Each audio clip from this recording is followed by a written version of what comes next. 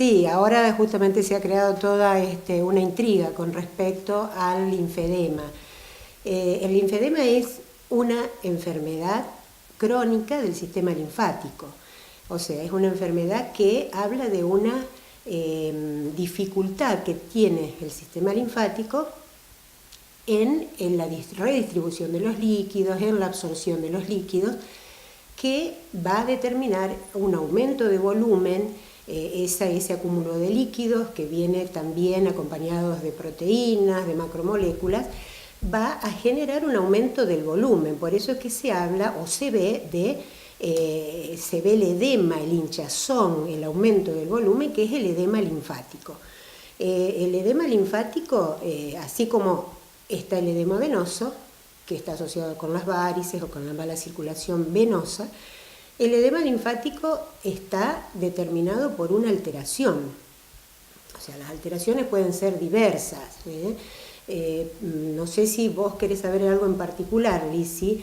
¿Cuáles son las causas que pueden generar esto, digamos? ¿Tiene que ver con una cuestión hereditaria o cuáles son los factores que pueden desencadenar esta enfermedad crónica, como mencionaba? Es crónica y es progresiva, que eso el paciente lo tiene que saber, porque en general lo que nosotros estamos haciendo ahora, Lizzy, es un poco la información y la concientización de lo que es esta enfermedad. Incluso estamos dentro del mes de concientización que es del linfedema, que es cuando se trata de informar a la población para aquellos que no la tienen y que desconocen, y para aquellos que la tienen, que sepan que se puede tratar y de qué manera se puede tratar, que eso es importante. Con respecto a las causas, el linfedema puede ser, como vos me decías recién, algo relacionado con la herencia, o sea, puede estar en los genes, o sea, ser congénito. Entonces vos nacés con los genes que tienen la información de linfedema. Entonces, puede haber un recién nacido con linfedema, con una pierna con linfedema, o con las dos, o con un miembro, o con los dos, o desencadenarse después en el transcurso de la vida. Y hay otros casos en que están determinados, por ejemplo, por un tumor, un problema oncológico puede derivar en un linfedema. La obstrucción de la circulación linfática por un tumor que se interpone en esa circulación o comprime un capilar linfático, eso va a generar un aumento de líquidos o que el sistema linfático no pueda trabajar bien y esos líquidos queden acumulados en los tejidos intercelulares, en un miembro, por ejemplo, en tobillo, en pierna o en brazo, y generar ese linfedema. Así como que en otros casos ese tumor se extirpa, y ahí tenemos, por ejemplo, una extirpación, digamos, de un tumor mamario. Se extirpa el tumor, conjuntamente a veces se extirpa la mama, y sí, siempre se extirpan algunos ganglios. En otros casos se hacía la cadena ganglionar, pero generalmente va la extirpación ganglionar. De acuerdo a la cantidad de ganglios que se extirpen o que estén afectados por el tumor, será mayor o menor la consecuencia.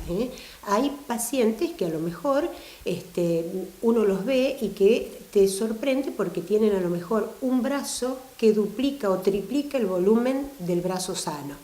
Y eso está asociado con ese tumor o esa zona que tuvieron que trabajar y extirpar ganglios, por ejemplo, en la zona axilar. Si se extirpan en la axila, va a haber después un linfedema en brazo, miembro superior. Sí, en el caso, por ejemplo, eso es en las mujeres o en hombres que se dan las mastectomías, porque convengamos que en hombres también hay cáncer de mama. Claro. Es en una proporción de 1 a 10, la mayoría son mujeres, pero en hombres también se da el cáncer de mama. Entonces, en cáncer de mama puede ser en miembros superiores, y no en todos los casos se da.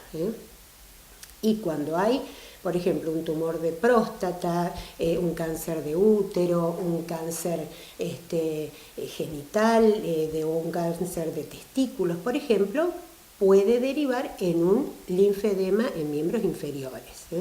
Eso sería secundario, por eso que decíamos, antes hablábamos de un linfedema primario, que es congénito, o un linfedema secundario, que en este caso está asociado al tumor, a una cirugía. En otros casos no es solamente la cirugía oncológica, sino que muchas veces el tema de la radiación que se hace postquirúrgico. Esto también lesiona los tejidos y como los capilares linfáticos van muy superficiales, se afecta también generando un linfedema. Y esto, por ejemplo, la persona lo nota en principio porque, bueno, nota que tiene un brazo o una pierna que está mucho más hinchado, podría decirse, que el otro. ¿Hay algún otro síntoma? Porque a veces uno dice, uy, tengo la pierna o el pie hinchado, tengo retención de líquidos, y lo toman como algo natural y no hacen la consulta que deben realizar, ¿no? Porque tal vez no duele o tal vez no molesta. Pienso que a lo mejor en un brazo puede molestar menos que en una pierna para caminar y dicen, bueno, un poquito de retención de líquidos, así que no hago nada. Sí, a veces por eso es falta de información. En general, el paciente siente el aumento de volumen, es llevar 3 veces más el peso de un lado que del otro. Claro, es notorio. Es notorio y fisiológicamente se siente también. El paciente tiene síntomas de dolor, de pesadez, de ardor, de inflamación.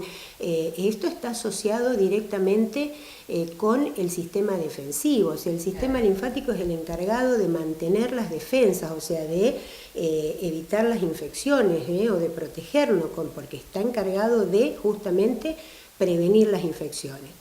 Si yo tengo una afección linfática, va a bajar el sistema defensivo y de esa manera mi sistema, digamos, inmunológico va a estar deteriorado y voy a estar mucho más propensa a las infecciones. Entonces, los pacientes pueden notar que apenas una picadura de un mosquito que genera ardor o picazón le hace una lastimadura en la piel y eso genera una infección. Claro. Esa infección muchas veces pasa desapercibida como otros síntomas que son más ligeros, pero esa sensación que aparece en la piel y esa sintomatología tiene que llamar la atención. Claro. Muchas veces el paciente dice, no, es una erupción en piel, no, me salieron unas ampollitas. Y es una enfermedad típica de los problemas vasculares que es la erisipela. La erisipela no tan solo que es sumamente dolorosa, que lleva una terapia de antibióticos muy fuertes y por un tiempo prolongado, de manera inyectable, sino que además está deteriorando cada vez más nuestro sistema linfático. O sea que la erisipela es un paso más avanzado de la enfermedad vascular. Cuanto más podamos prevenirlo, mejor. Entonces, un paciente con linfedema bien tratado va justamente a espaciar esos periodos de riesgo, va a disminuir el periodo de riesgo y las erisipelas tienen que hacerse menos frecuentes. Claro. Por eso, especialmente la peor temporada o la más riesgosa para los pacientes con linfedema es la época del calor, de los mosquitos, de cualquier, ¿no es cierto?, contacto con el exterior que tiene que ser sumamente cuidadoso el paciente. Claro, nosotros de hecho estamos viendo en imágenes que tenemos, que realizamos de uno de los tratamientos, ¿no? Donde se nota claramente y además hay después todo un vendaje que es importante con toda esta información que estamos obteniendo ahora. Bueno, por eso, en el tema de específicamente, vos me hablás de lo que estamos viendo que es el drenaje linfático, es una de las herramientas básicas del tratamiento. Para eso tenemos una formación de posgrado, por eso son los kinesiólogos los que están autorizados y los kinesiólogos especializados. Hay una serie de maniobras que son muy delicadas, muy sutiles, que se hacen justamente para estimular a esa circulación o ese sistema linfático que está decaído en su función y de esa manera evacuar los líquidos.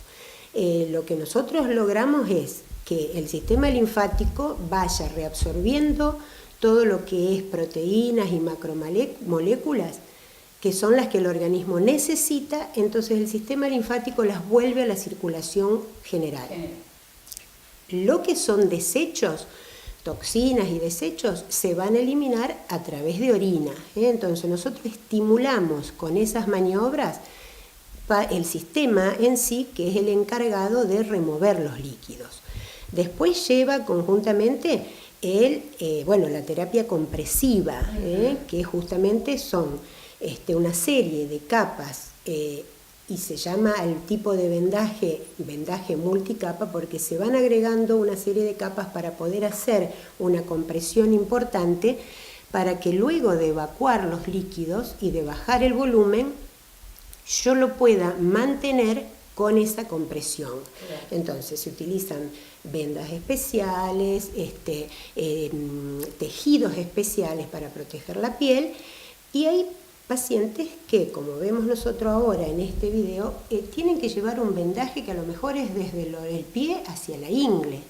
Hay otros pacientes que llevan un vendaje desde los pies hacia la rodilla, hacia la media pierna. Eso depende de qué tipo de edema tengamos. Convengamos que el edema puede ser en miembros, pero también se puede dar en abdomen, se puede dar en la zona genital, se puede dar en cabeza y cuello, o sea, hay distintos tipos de edema. Nosotros hoy estamos viendo lo que es el edema en miembros inferiores de una paciente con un linfedema secundario, a un problema oncológico. Bueno, luego de la terapia compresiva, hablando de la terapia compresiva, decíamos del vendaje, pero también están las prendas de compresión, las medias de compresión y las prendas de compresión. Eso vos vas a ver que, por ejemplo, las medias de descanso, de la que se habla generalmente para gente con problemas circulatorios, son un tipo de prenda de compresión. Tiene una compresión graduada que va a estar en relación al grado de edema, entonces hay distintos tipos de graduaciones en cuanto a la compresión. Y hay gente que tiene que estar con una prenda o con un vendaje multicapa a lo mejor las 24 horas del día.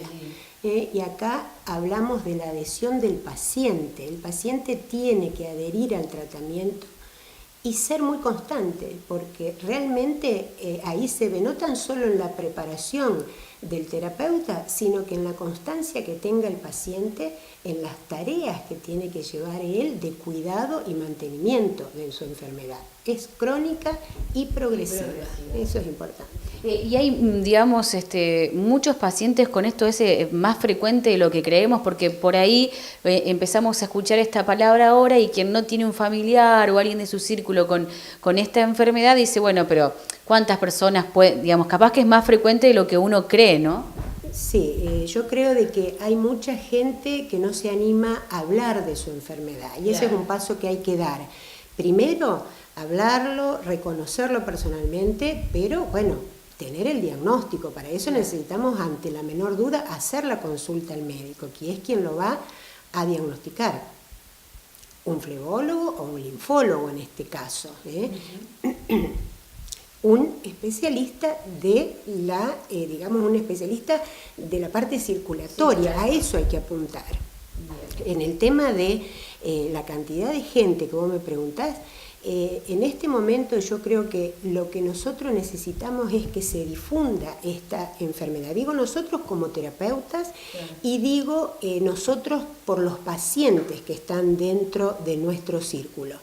Los pacientes se sienten a veces muy desinformados de qué le pasa, de cómo son las consecuencias, de cómo tiene que tratarlo. Y muchas otras veces se sienten desprotegidos legalmente. O sea, nosotros tenemos un sistema de salud que las obras sociales tienen que estar haciendo la cobertura de nuestra salud. En este caso, en este tipo de patología, todavía no se logró tener la cobertura, salvo en casos puntuales algunas obras sociales lo reconocen, sino la gran mayoría no. Y lo que se está tratando de hacer, que ya tiene media sanción, es que se apruebe la ley donde se lo incluya dentro del plan de salud obligatorio. Claro, porque imagino que también para una persona que tenga un linfedema, al ser crónico, es costoso, porque es un tratamiento que una vez que lo comienza, por su salud no lo puede dejar. No es que uno dice, bueno, hago 5 o 6 sesiones y después no espero al otro mes o espero 3 o 4 meses y vuelvo. Totalmente, es un tratamiento largo, el paciente tiene que saber que no es que viene y hace, el médico me dijo que haga 5 sesiones y después vemos. No, o sea, de entrada tiene que saber esto. Señor, usted va a tener un tratamiento de por vida, una medicación de por vida y un tratamiento kinesiológico de mantenimiento de por vida. Entonces, el costo que tiene la atención médica, más todo lo que se necesita, sean medias de compresión, sean vendas, sean traslados hacia el lugar donde tiene que atenderse, medicación. Hay una serie de cosas que completan, porque acá después también tenemos que hablar de que esto dentro de las medidas también lleva como necesaria la actividad física. Entonces el paciente tiene que adecuarse a todo esto o ir a hacer un trabajo especializado de actividad física, sea natación o sea gimnasio, con los ejercicios miolinfoquinéticos, que son ejercicios específicos que después que el paciente lo aprende puede hacerlo en la casa, pero después hay todo un complemento, como por ejemplo la natación, es una actividad física que realmente ayuda muchísimo. También tiene un costo, porque hay que hacerlo durante todo el año. O sea, la idea es que a través de toda esta concientización lleguemos al punto de que alguno de los legisladores diga, bueno, ahora le vamos a dar el derecho a esta gente a que pueda tratarse y tener la cobertura que corresponde.